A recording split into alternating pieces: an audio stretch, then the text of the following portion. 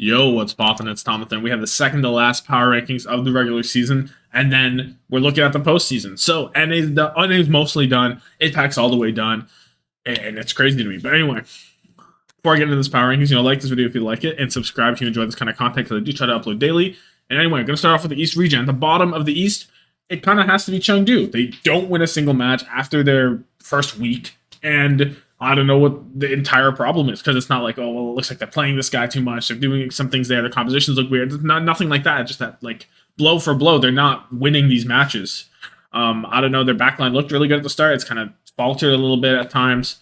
There are some weird compositions, like they did what Shanghai was doing on the Route 66 defense, where they're playing like the double flex support stuff. It doesn't really look like it works very well. I don't know. It didn't work well for either of those teams when they played it. So to me, it doesn't look very good. And they've moved over to Daisy more, which I don't think is a bad decision because clearly Zarya and Diva tend to be what teams like to play. The Winston has a place, but it's not as easy to just run Winston everywhere. So I do like playing Daisy more, but it just hasn't worked out for Chengdu. We've seen teams like Philly and Seoul recently that are sticking with the Winston. Maybe they could do that more. They need to carve something out. But right now, do they get through play-ins? I'm leaning towards no, but who knows? Anyway, above them is going to be their other play-in team, one of the other play-in teams, this Hangzhou Spark. So yeah, they beat Seoul. They look pretty damn good. You bring in Pineapple instead of Alpha E. You bring in Teru. Oh no, Teru's already there. You bring in Irony instead of Neko, and you play double flex support a lot, and it looks pretty good. Pineapple, I think, played better than Alpha E on the Tracer, so I like all these changes. They look good against Seoul Dynasty. Teru had an unreal game, absolutely carried in the backline. Pineapple played really well. And then you go against a charge, and then you just got kind of rolled. Nothing was there.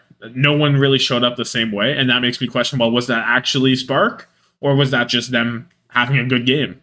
I kind of think that we're more likely to see the Spark that played against the Charge than the Dynasty, just because I don't know. I think that you would have showed up against the Charge if you could have. You would have played this maybe earlier if it was your best look for sure, and you were going to look that good.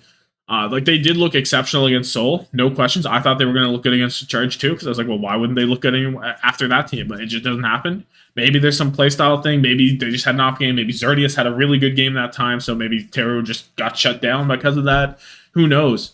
Pineapple got shut down because of it for sure, because Zernius just killed him, like just straight up. He was winning his duels, so you could say that, and that they actually look good. I don't know. I'm choosing to believe that after such a mediocre second half, that one win against Seoul isn't enough to turn them all the way up. I'll put them above Chengdu because I think that's reasonable whenever you beat the top team to move you up one at least. So I'll put the Spark there, but I'm not too confident in them moving into the play-ins. But they are going to be a scary team. If they're on, they just have to win one game.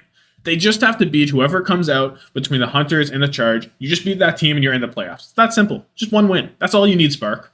And you're in. But I don't know. It's going to be hard. We'll see. Above them is going to be the Valiant. So Valiant, I'm putting them above, but it's kind of weird because Becky kind of hard carries this team at times. They still just throw away maps of playing Sawson for zero reason. You can just continue to play Marvel. There's no reason not to. It's not like Marvel can't play Zarya. It's not like that's impossible. It's not like Sawson Zarya is that good anyway. Bernard had a better Zarya than him. Piggy has a better Zarya than him. He just comes in, he can only play one thing. It doesn't look great. Becky has a great time. Edzihan has a great time. The backline looks pretty good, but it's like that one map that you're giving Sawson for no reason. You can't just give those away. And while Becky is having he's done. The season's done for the Valiant. There's no more is having. He had. It's past tense now. While Becky did have a very good stage, it's still like all the other teams have really good DPS as well. It's not like he's highly outclassing players like Lip, Zest, even I don't know, even Prophet, any of those guys. Choi Se-Wan, he's having a great time. He's keeping up with them. He's excelling sometimes on the Tracer, on the Echo. And they're the only team in APAC really playing the Echo, and it looks good most of the time. But then you get maps where Becky can't carry. You get on King's Row. Valiant don't win King's Row. They haven't won King's Row this entire time. It feels like that stat might not be true, but just it feels like they never win King's Row. They never do a really good performance on it. Becky can't carry. Felt like Becky was kind of controlling this team a lot, and I don't think that you can have that. I don't think it was good enough to to go higher than third. They're really good. They had a really good time. It was coming right down to the wire against the Charge, but the Charge were just better in the end. So now above Valiant, I'm going to put the Fusion. So they do just lose Zest, right? It kind of impacts here, but it kind of doesn't. Because while Carpe did come in, Carpe didn't actually look that bad on the Tracer, to all things considered. So I'd like going into playoffs. We hope that Zest is good because playoffs are in like 3 weeks. Surely he can. Well, I'm not going to say surely he can fix whatever his injury is. It's something to do with his arm or his hand, I believe, his right hand. You can't just not have a right hand when you're playing Tracer. But assuming he's able to be good, like saying that could work out, even if it doesn't, I think that this is a pretty solid place for Philly. Furies looked better. I like that they're playing the Diva a lot more. They've shifted away from their Zarya composition, which did lose to the Charge. And they're enjoying the Diva a lot more. I think it fits. If you have a chance to put Fury on Diva, I think you do it all the time. It's his best character. He's one of the best Divas of all time. You just if you can play Fury on Diva, I think it's in your best interest to do it. They finally do it. It looks great. The backline, AbeGod genuinely had a good performance this week. Not something I say very often. Yeah, if they continue to play this well, I think it's all good.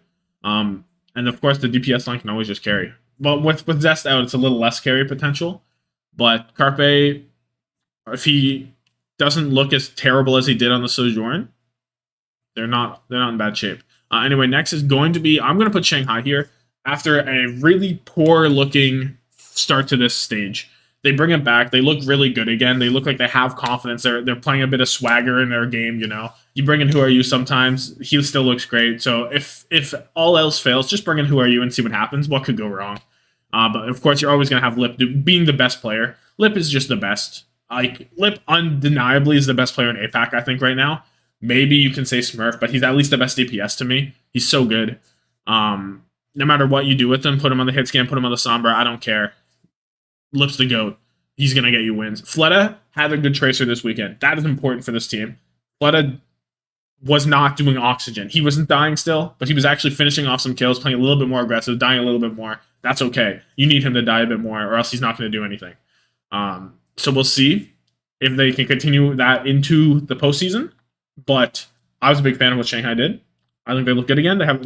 I'm hesitant to say they're back to how they were last season. I don't know if they have that potential in them anymore, but they look good. I like the Void Zarya.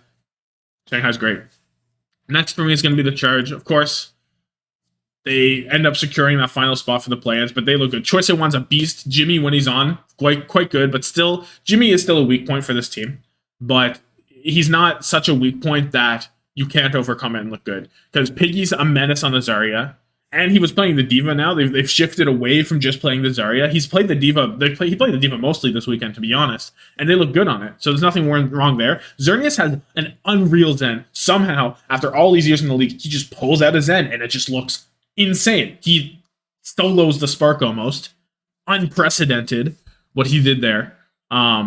And the Chargers look really good, really hyped for them to go into the play-ins. I kind of want them to make it out of the play-ins, even as a Spark fan, because this team, the story this team has had from being literal garbage into, you know what, we're going to pick up some guys that got dropped by the Hunters mostly, bring them in here and excel. Then you bring Piggy in to bolster it even more. I was questioning the Piggy pickup. I was like, is Piggy really a huge upgrade over Krong? The answer to that is apparently yes. And it's great. I always want to see Choice A1 winning. Charge are fantastic. And then Soul Dynasty going to be at the top still. Because you know what? I don't care that you lose to the Spark. I don't care that you almost lose to Philly without Zest. I don't care that you put Profit on Ana and throw a map like that, because that did not look very good either. But I do care that you're still winning. You still had the best performance by far this stage in APAC. And I wouldn't doubt it if Soul Dynasty, they secured first a while ago.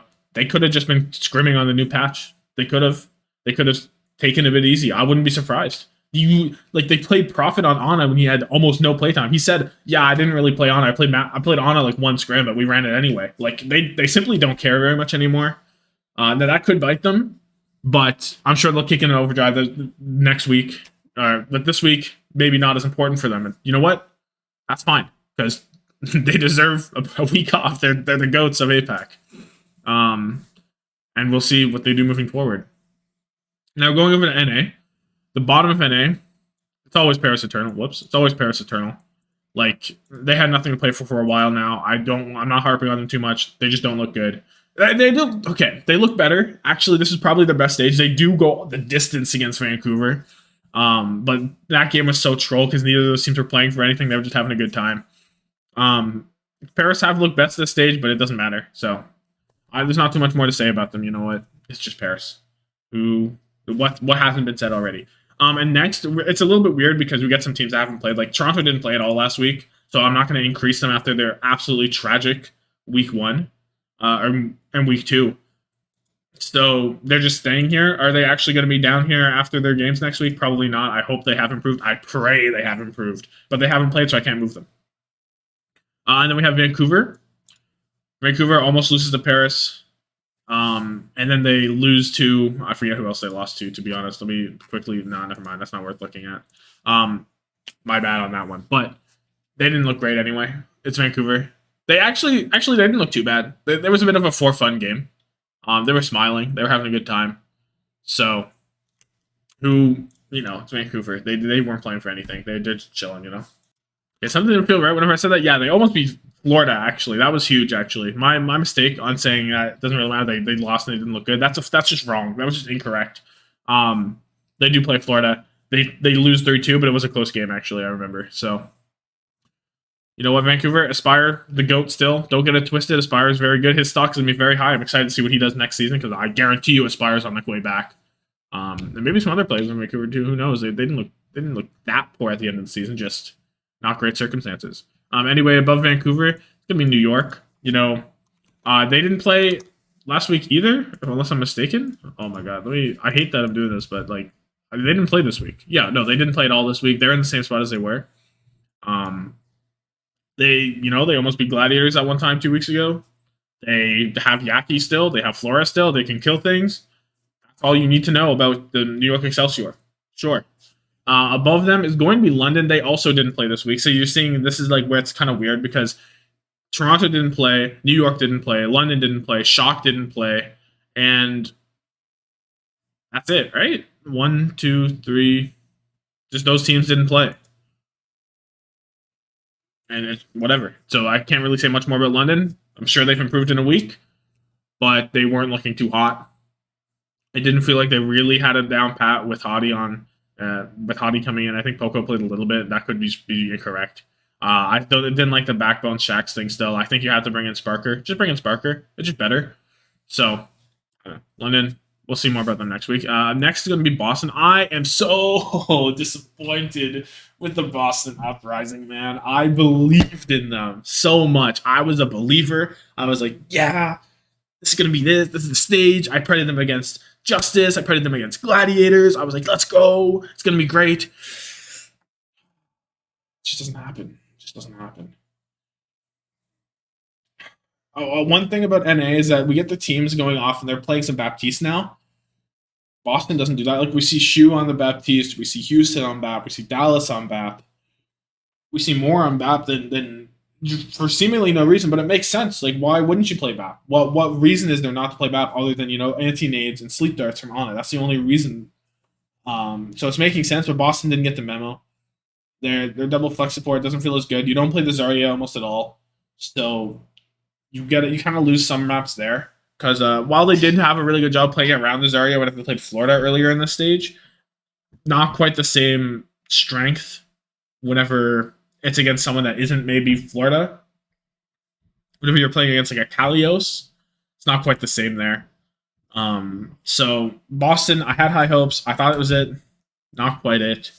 And so that I have to put them down.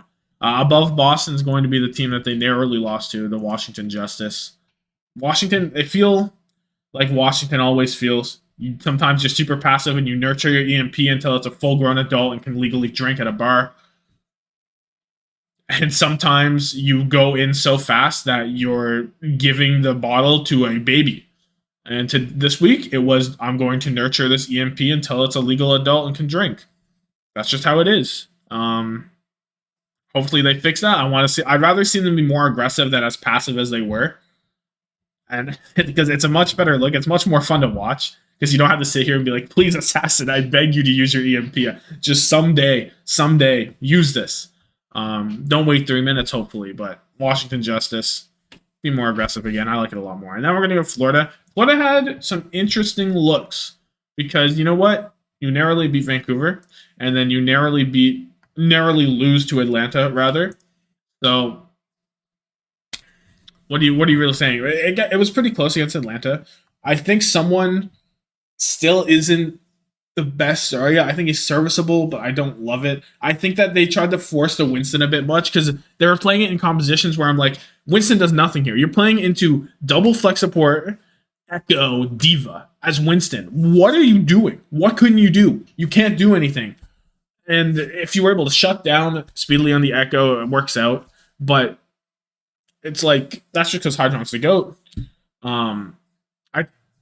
I don't know. I feel like Florida have something there. They just need to polish it a bit more. It needs something a little bit more polish in there. Because when you have that much flexibility with someone, I want to see them use it more, but I also want to see them rein it back. So I have no clue what I'm saying here. Basically, is I want them to figure it out better than just play the Winston here, play the Zarya over here, play some Diva up there. I want them to hone it in on when they want to play these things better. And not just spam Winston into like an Echo double flex support. Like you have to think maybe it's okay to plan Winston for that map, but then you see that and you're like, we need someone to step up and be like, boys, I cannot play Winston here. I will not play the game, and step up and say that so that he can actually do that. And then they're chilling. And next it's going to be Atlanta. Atlanta is weird. So speedily on the Echo, fantastic tool, love it. Think it's really good. I don't like it all the time. As soon as he gets shut down, he needs to leave because whenever the Echo gets shut down, he can't really make any adaptations, or he hasn't at least, to try and navigate around that while still in the Echo pick. It's like he gets shut down, he stays on the Echo for a round, it doesn't work the entire time. As soon as he's not working, it's not working. There's no little things you can do. You can't like, oh, I'm gonna flank a little bit more, I'm gonna focus down this guy instead, I'm gonna play a little bit more passive, focus on tank busting, anything like that. It's not there. It's just like Echo working, not working. If not working, go Genji. Like that needs to be the thought process. And right now we're getting Echo not working, stay on Echo for a round and then lose it. Other than that, that's my only complaint about Atlanta because they look great. I love the double flex support. I love Hawk. I am a huge Venom enjoyer. I think you can play Venom wherever you're chilling. Great team.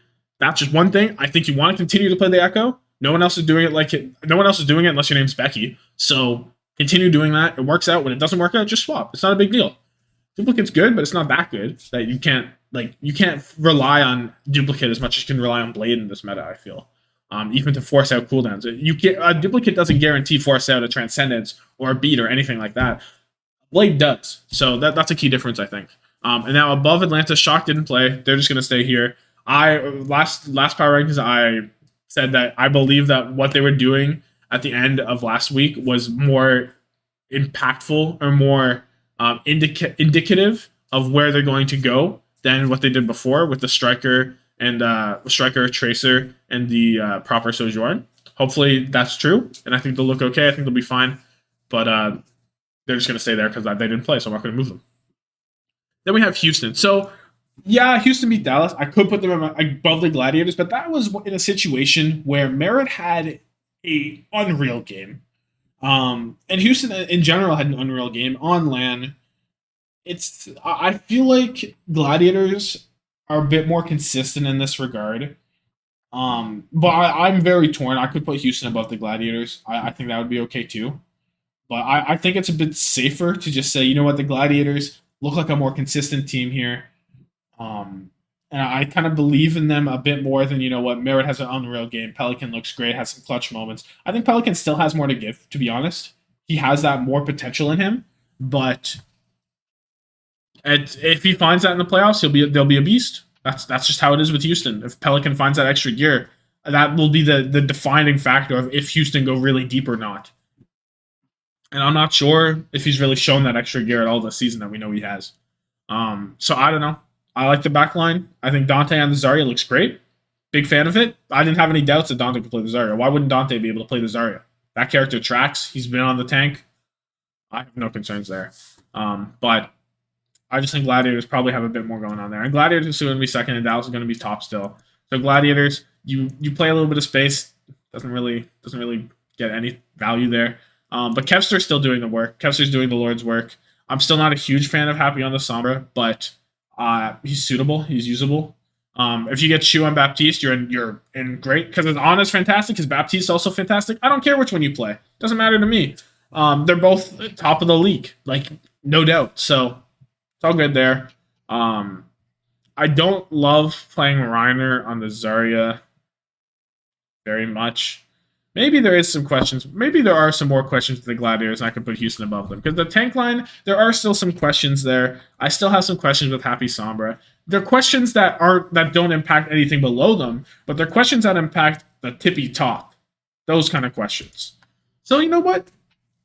I'll put Houston there. Why not? I don't have any questions with Houston. It's just they might not play like that again. Sure. I'll put Houston above. I like it. I like putting the Texas teams up top. And then you can just say, well, why is Dallas above Houston? Houston beat them, so shouldn't Houston be at the top? No. Dallas have been too good all stage to not put Houston at the top. Or to not put them at the top. I don't care. It's interesting that they're playing the BAP still. The BAP is kind of throwing a wrench in a lot of these teams' plans. I feel like some teams took it up earlier. Some teams, I don't know. I don't want to say it's better than Ana, because there could just be some teams don't know how to play around it yet. Or maybe it's like just a safer pick than the Ana, but the Ana has more potential. I'm not entirely sure how to feel about it yet. But I'm going to put Dallas at the top. They've been too good all stage. Hanbin's too good. They'll figure it out. I don't have I don't have a big problem with it. I'm going to do this still. I'm not going to put Houston at the top of my power rankings. Houston fans cannot have that enjoyment. I'll give you second. That is a new franchise peak this season. A season peak on my power rankings for number 2, Houston. Take that or take nothing. That's what it's going to be for me. So anyway, like this video if you like it. Subscribe for more daily weekly content. Thank you so much for watching. Let me know where I'm wrong. Why is Houston second? Should Gladiators be higher? Who knows? Let me know, though. You know. You. Yeah. Okay. Yeah. Deuces.